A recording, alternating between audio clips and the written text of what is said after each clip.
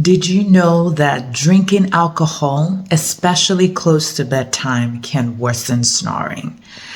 Now, how does it do this?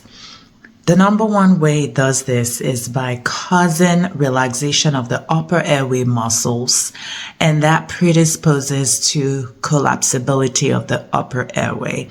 And so that causes that snoring sound that is typically heard during an obstruction. Also, if you have sleep apnea, you will most likely have more sleep apnea events when you drink alcohol close to bedtime.